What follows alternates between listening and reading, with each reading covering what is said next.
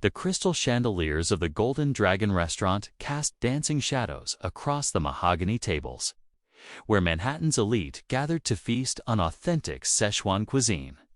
It was a Thursday evening in late October, and the air carried the electric energy of power, deals being made over $1,000 bottles of wine. At the center table sat Chen Xiaoming, a 45-year-old billionaire from Shanghai, whose technology empire stretched across 3 continents. His designer suit costs more than most people's annual salary, and the watch on his wrist could buy a small apartment in Queens. Around him sat 5 American executives, each desperate to secure a piece of his vast import contracts. They laughed at his jokes even when they weren't funny, nodded at his opinions even when they disagreed, and treated every word from his mouth like gospel truth. None of them understood that they were about to witness the most spectacular fall from grace they had ever seen. Marcus Williams had been working at the Golden Dragon for exactly 11 months and 3 days. At 28 years old, he moved through the restaurant with the practiced grace of someone who had learned to become invisible. His uniform was pressed perfectly, his shoes polished to a mirror shine, and his face always wore the neutral expression that high-end service demanded. The other waiters called him the Ghost because of how silently he could appear at a table, refill a glass, and disappear again without disrupting conversation. What none of them knew was that Marcus held a master's degree in international relations from Georgetown University, spoke 5 languages fluently, and had spent 4 years working as a translator for the United Nations in Geneva. A false accusation of theft at his previous job had destroyed his career overnight. Even though security footage later proved his innocence, the damage was done.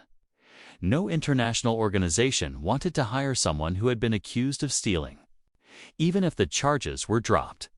So here he was, serving wine to people who wouldn't look him in the eye, carrying plates for customers who spoke about him as if he couldn't hear them. Chen Xiaoming had been drinking since noon, celebrating the preliminary signing of a $2 billion semiconductor deal. His face was flushed red from the expensive whiskey, and his voice grew louder with each passing hour. He spoke in rapid Mandarin to his assistant, a nervous young woman named Li Wei, who kept checking her phone and writing notes. The American executives smiled and nodded, understanding nothing but pretending they did. Chen enjoyed their ignorance. It gave him power to speak freely, to say whatever crossed his mind without consequence. He had built his empire on reading people, on knowing their weaknesses and exploiting them. These Americans were desperate for his money, and desperation made people stupid. As Marcus approached their table with a new bottle of wine, Chen's eyes followed him with the calculating gaze of a predator spotting prey. Something about the quiet dignity of this waiter irritated him. Most servers showed fear or excessive eagerness around wealthy customers. This one moved with a calmness that felt almost like defiance. "Look at this one," Chen said in Mandarin to his assistant, his voice dripping with contempt. "Walking around like he owns the place. These people don't understand their position in society. In Shanghai, we would never allow such arrogance from service staff." Li Wei shifted uncomfortably in her seat but said nothing. She had worked for Chen for 3 years and knew better than to contradict him when he was drinking. The American executives continued, smiling, oblivious to the conversation happening right in front of them. Marcus poured the wine with steady hands, his face betraying nothing. Inside, however, every word registered clearly. His years at the UN had required him to master Mandarin, both classical and modern dialects. He understood not just the words, but the cultural context, the subtle insults wrapped in formal language, the way Chen used tone to convey disgust. For months, Marcus had endured similar treatment from Chinese businessmen who assumed he couldn't understand them. They would discuss his appearance, make jokes about his race, and treat him like furniture while he served their meals. Each time, he bit his tongue and collected his tips, telling himself that dignity was worth more than confrontation. But tonight felt different. Perhaps it was the exhaustion of 11 months of humiliation, or the memory of the career he had lost, or simply the breaking point that every person reaches when pushed too far. Chen was escalating his performance, speaking louder now, making sure his assistant and the confused Americans could hear his every word. "You know what the problem with America is?" Chen said in Mandarin, gesturing broadly with his whiskey glass. "They pretend everyone is equal. They give jobs to people like this." He pointed directly at Marcus, and expect them to perform at the same level as educated individuals. It's like putting a circus monkey in a business suit and expecting it to negotiate contracts. The American executives laughed nervously, sensing something was happening but not understanding what. Robert Chen, the CEO of a major import firm, tried to change the subject. "Mr. Chen, perhaps we should discuss the shipping timeline for the first quarter." But Chen waved him off, enjoying his cruel theater too much to stop.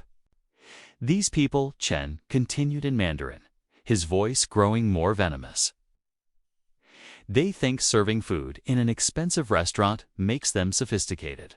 But blood doesn't lie.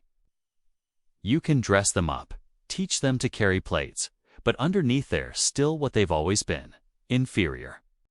Marcus set down the wine bottle carefully, his movements deliberate and controlled. Something in his posture changed, a subtle straightening of his spine that Liu Wei noticed immediately. She had seen that look before, in boardrooms when someone was about to destroy a competitor. 'Twas the calm before devastation. Chen, drunk on whiskey and his own perceived superiority, didn't notice. He was too busy enjoying his performance, adding more insults with the confidence of someone who believed he was untouchable. "In China," he said, switching to English briefly to make sure the Americans felt included in his wisdom, "we understand natural hierarchy. Some people born to lead, others born to serve. Is nature? Yes." He switched back to Mandarin. "This one probably can't even read. They hire them for diversity, to look progressive, but everyone knows the truth." Marcus finished serving the wine and stepped back to his position by the wall. His mind was racing through possibilities, calculating the cost of what he was about to do. He could stay silent, finish his shift, go home to his studio apartment, and add this to the collection of humiliations he had endured. Or he could reveal himself and face whatever consequences came. The decision was made when Chen stood up, swaying slightly, and announced to the table that he needed to teach the Klee help about proper respect. He walked over to Marcus with the exaggerated confidence of someone used to having their every whim obeyed. "You," he said in broken English, deliberately mispronouncing words to mock what he assumed was Marcus's education level. "You know you. Place, yes. You understand who important, who not important." Marcus looked him directly in the eye for the first time that evening. What Chen saw there made him take an involuntary step backward. It wasn't anger or fear or submission. It was knowledge. Deep, complete understanding of every word that had been spoken, every insult that had been hurled, every assumption that had been made. "Mr. Chen," Marcus said in perfect classical Mandarin, his pronunciation more refined than Chen's own. "I understand exactly who is important and who is not. The question is whether you do." The silence that followed was absolute. Every conversation in the restaurant stopped. Waiters froze mid-step. The American executives stared in shock. Liu Wei's phone clattered to the floor. Chen's face went through a spectrum of colors, from red to white to green, as the implications of what had just happened crashed over him like a tsunami. "You, ... You speak ... double quotes," he stammered in English, his arrogance evaporating instantly. "I speak Mandarin, Cantonese, Japanese, French, and English," Marcus replied, still in flawless Mandarin. "I graduated summa cum laude from Georgetown University. I have a master's degree in international relations." I spent 4 years translating 4 UN Security Council meetings, including 3 sessions where Chinese trade policies were discussed. He paused, letting each word sink in. I've been listening to you for the past hour and 23 minutes. The revelation hit the table like a physical blow. Robert Chen, the American CEO, stood up so fast his chair fell backward. Oh my God. He whispered, "You're Marcus Williams. You translated for the Beijing summit in 2019. I was there. You were the one who caught that error in the agricultural agreement that would have cost us millions." Marcus nodded slightly. "That was me." Before certain events changed my career trajectory, Chen Xiaoming was struggling to form words, his mouth opening and closing like a fish gasping for air. All his insults, his theories about racial superiority, his cruel jokes, everything had been understood by someone who was not only educated but more academically accomplished than most people at the table. But why... Chen started, then stopped. Unable to finish the question. "Why am I working as a waiter?" Marcus applied. "Because sometimes life teaches us humility through unexpected paths." A false accusation destroyed my career in international relations. By the time I was cleared, the damage was irreversible. So yes, I serve wine to people who think they're superior because of their bank accounts. I listen to insults in languages people assume I don't understand. And I do it with dignity, because true worth isn't measured by job titles or net worth. Liu Wei had found her voice. "Mr. Chen," she said to her boss in Mandarin, "do you realize what you've done? Every word you said... If this becomes public..." She didn't need to finish. Chen Xiaoming understood perfectly. In the age of social media, a video of a Chinese billionaire making racist comments would destroy him. His government didn't tolerate citizens who embarrassed China internationally. His business partners would flee. His family would disown him. Marcus pulled out his phone and Chun's face went even paler. "Did you... Chun couldn't finish the question. "Record everything?" Marcus asked. "No, I don't need to stoop to that level." "But Ms. Liu has been taking notes this entire time, haven't you?" He looked at the assistant, who was pale but nodded. "And I suspect at least one of these American executives has been recording for their own protection. Business negotiations are often documented, aren't they, Mr. Chen?" Robert Chen, the American CEO, cleared his throat. "As a matter of fact, yes. My legal team insists on recording all preliminary negotiations." The implications were clear. Evidence existed, witnesses were present, and Chen Xiaoming had destroyed himself through his own arrogance. "Please," Chen said, his voice now small and desperate. "I was drinking. I didn't mean... "You meant every word," Marcus interrupted, his voice calm but firm. "Alcohol doesn't create prejudice, it just reveals it. You've probably said similar things 100 times before, confident that the people you were insulting couldn't understand or wouldn't dare respond." The other American executives were backing away from the table, physically distancing themselves from Chen as if his disgrace was contagious. One of them, Thomas Hartford from Hartford Industries, spoke up. "Mr. Chen, I think our business relationship needs to be reconsidered. My company has strict policies about discrimination. We cannot be associated with someone who holds these views." One by one, the other executives agreed. In the span of 5 minutes, Chen Xiaoming watched $2 billion in potential contracts evaporate. His assistant was already on her phone, probably alerting his company's board about the disaster. The restaurant manager had appeared, drawn by the commotion, and was listening with growing alarm as staff members whispered translations of what had happened. Marcus straightened his uniform and picked up his serving tray. "Gentlemen," he said in English, addressing the American executives, "I apologize for the disruption to your evening. The kitchen has prepared your main courses and another server will attend to your table. He turned to Chen Xiaoming, switching back to Mandarin for his final words. You asked earlier if I knew my place. I do. My place is wherever I choose to stand with dignity. Your place, Mr. Chen, is about to become much smaller. Not because of your race or nationality, but because of your character. That's the difference between us. I was brought low by lies that were eventually exposed. You're about to be brought low by truths you exposed yourself. As Marcus walked away, the restaurant erupted in whispers. Phones appeared at every table, as people tried to piece together what they had just witnessed. Li Wei was speaking rapidly into her phone in Mandarin, her voice urgent and worried. The American executives were gathering their belongings, eager to leave before being further associated with the scene. Chen Xiaoming stood alone in the middle of the restaurant, its empire crumbling around him with each passing second.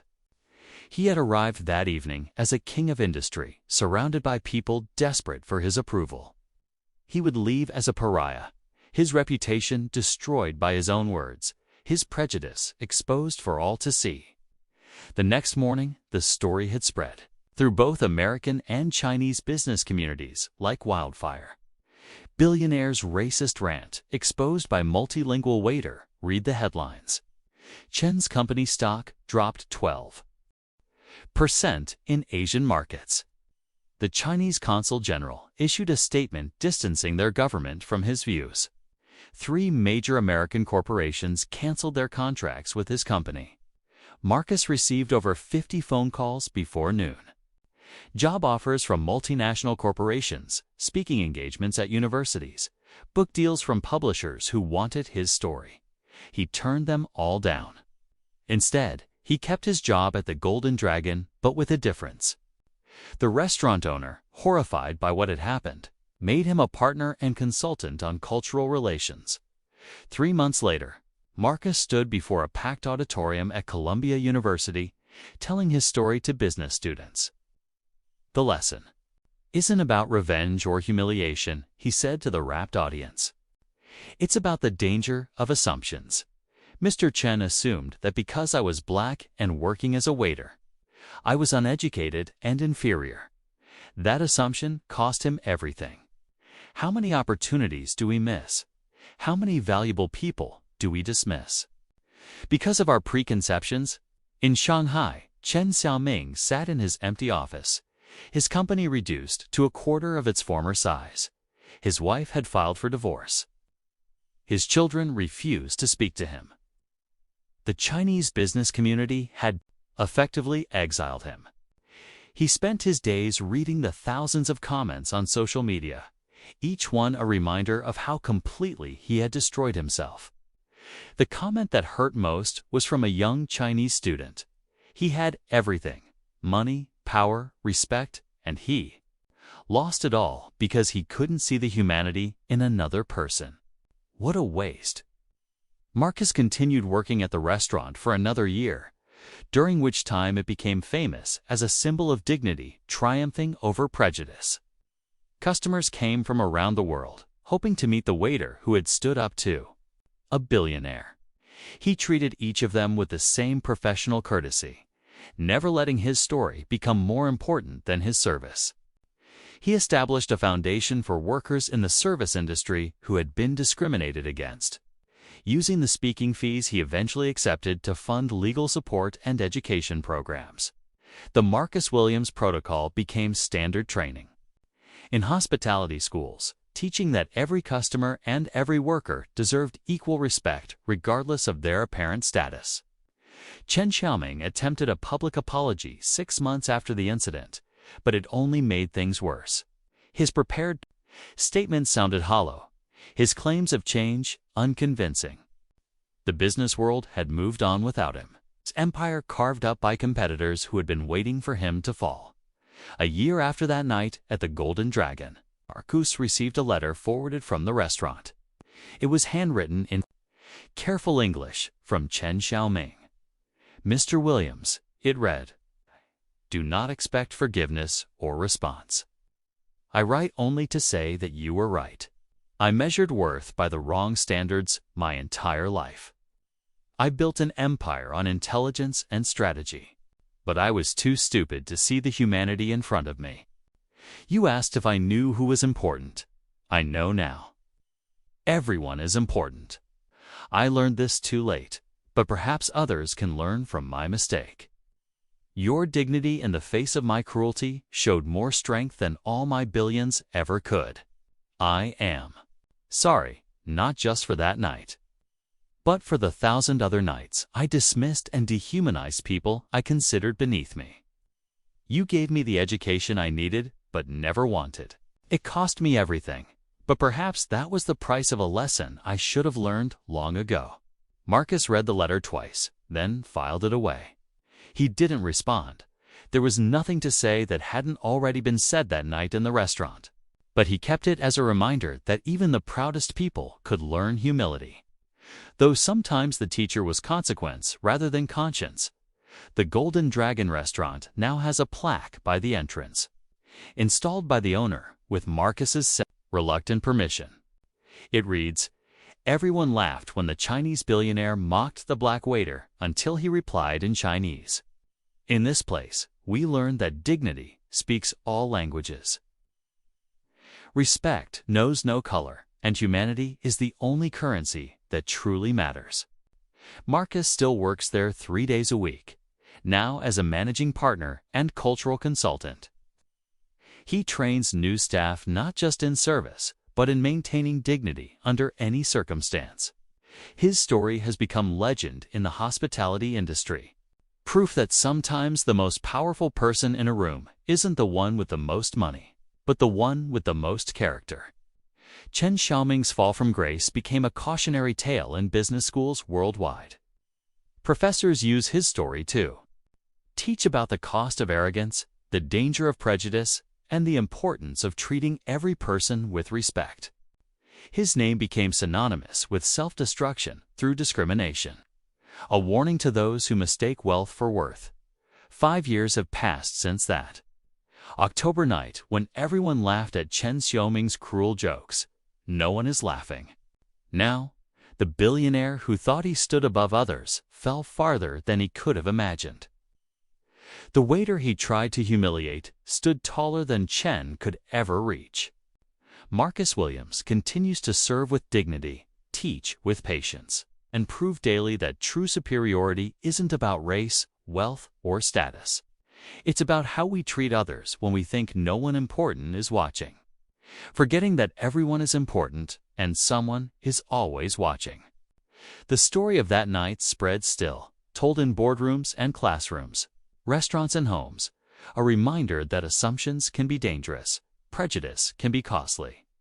And sometimes the most powerful response to cruelty is simply revealing that you understood every word. As Marcus says when asked about that night, Mr. Chen thought he was teaching me my place. Instead, he learned his own.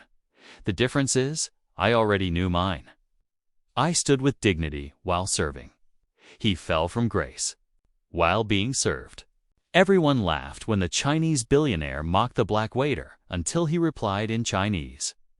After that, the only sound was the crash of an empire built on arrogance falling to pieces on a restaurant floor.